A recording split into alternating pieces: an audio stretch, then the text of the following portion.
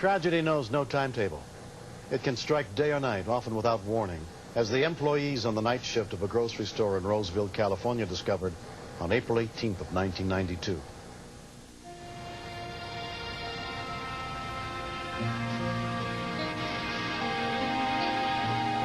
Bel Air shoppers, Bel Air Market will be closing in 15 minutes. Thank you for shopping with us. Have a nice evening. The door over here. Market was due to close at midnight. Thanks a lot. See you later. Produce clerk Ched Graham was among the 14 employees working the night shift. When I finally finished in my department, it was just a couple minutes after midnight. Hey, Jessica, you ready to go home? They were all counting up the tills and getting things ready for the next day. Hi, Trish. Hey. How many texts do you have? 128. Pat Maldonado, the General Clerk that night, decided to leave with me. Bye now. See those two people were over in that last section there? I thought it was never going to get out. Everybody get down! Get down! Get down! I just saw somebody's gun pointed at one of the checkers' heads. 911 emergency. There's a holdup at Bel Air on Sunrise and Kirby, quick. Sunrise and Kirby? Yeah. Okay, can you see who's holding up the store? No, I'm outside the store. They came in just as I was going out. There's cars up front up here. Okay, do they have weapons? Yes, they did. They have guns. How many people? I saw 4 people, and there's... 4 people? Are they all armed? What? Are they all armed with guns? Like they are, yes. Pamela Hardwick had been a Roseville police and fire dispatcher for 4 years. I had never had a robbery in progress before, which made me nervous right off the bat. I knew that anything could happen. Sergeant Rocky Rockholm of the Roseville Police Department was working as watch commander for only his 4th night. I was scared to death. I thought of all the things that could go wrong. I said a little prayer to myself when I was rolling to the call that, dear Lord, please let this go well. Don't look at me! Stephanie Soulier had never been in a robbery before. They were just shadows. I didn't see anybody's face. I heard 2 other guys run to the office, and that's when I heard Tracy scream.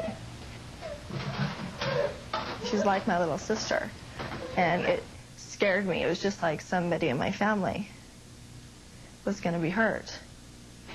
Okay. Oh, God. Are they in front of the store? I'm in front of the store, and there's a car up here. Okay. He sees me, and I don't want him to see me. Okay. He can't see where you are, or he can? He's going forward right now. Okay. All right. Can you still talk to me? Yes. Okay, what's your name? He was really scared. He kept saying that there was a vehicle out front, and it was pulling forward. What kind of guns do they have? They have, like, pistols? I like handguns. Handguns? I was frightened because I didn't want to be responsible for him getting killed. Oh, God. Okay, try and calm down, okay? Are they still in the store? They're still in the store. I have Okay. to leave. Come on, get up! Move it! Come on!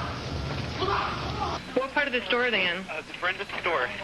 Both doors, they're unlocked, but the police officer needs to pull them open by hand. Hang on for just a second. I was clueless to what was going on inside. You cannot hear a sound through that wall. It was frightening. It kind of hit me like, uh-oh. Somebody might be dead or shot in there. Hurry up! Open it! Hurry up! I'm trying to open that thing. Bruce Hagler was the first officer to arrive. As I crossed the intersection, I shut off all my headlights.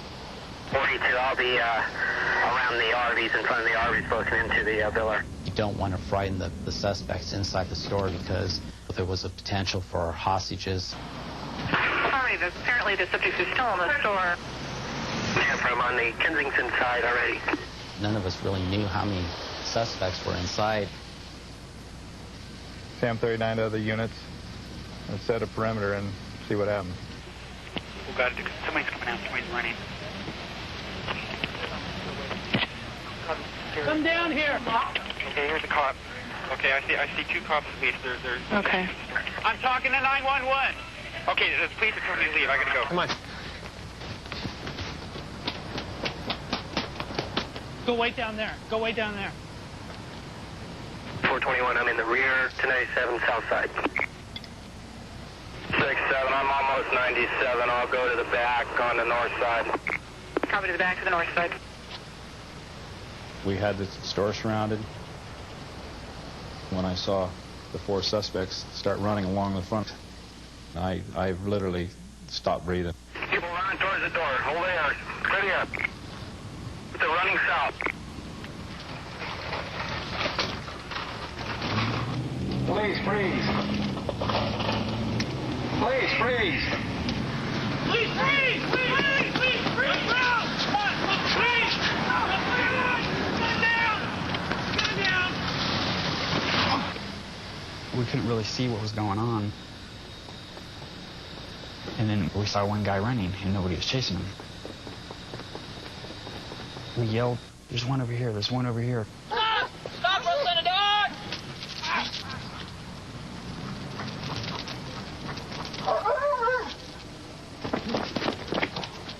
Hold still! Hold still! Put your hands out where I can see him! Okay, arms where I can see him.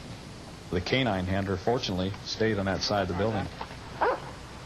Had he also been sucked around to the front with the rest of us, we may have lost that one suspect. But all of them were captured, and no one was hurt. It was just good police work. And I can't say enough about the officers that were involved in it. They used their gut instinct, and they did everything right. Correction, contact Lieutenant Shockwaller, advising we got 4 in custody. Copy. Although none of the employees was physically harmed, the ordeal was painful for all of them, but especially for head clerk Kenneth Pickard.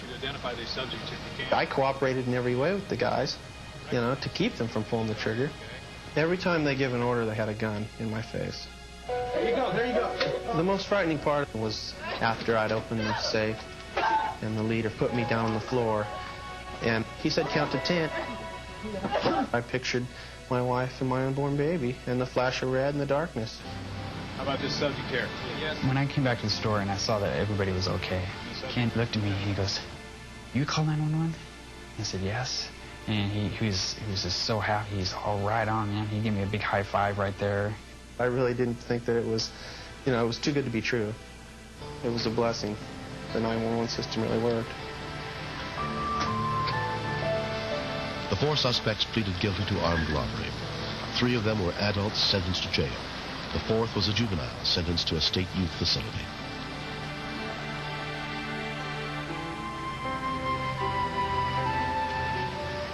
In the 4 months since the robbery, security at the Bel Air market has been tightened. That night, I did not sleep at all. And the next day, I didn't want to work. But I feel like that it's behind me. And I was thankful that nothing violent happened. If Pat and I would have left just a second later, then I would have been facing the floor like everybody else. Or if we had left sooner, then we never would have known what was going on. So the timing was perfect. Less than 2 months after the robbery, Kenneth and his wife celebrated the birth of their baby, Kelsey. She's grown. She's wonderfully healthy. And when you look into her eyes, it just tears your heart out to think that you might have missed out on something like that. Pizza, Dad. Let's get some pizza. I'm happy that I'm alive to see my little girl.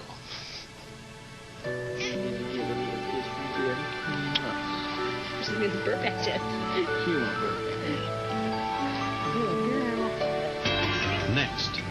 The lady calmly said to me, "Sir, I don't think my husband's breathing." I knew it was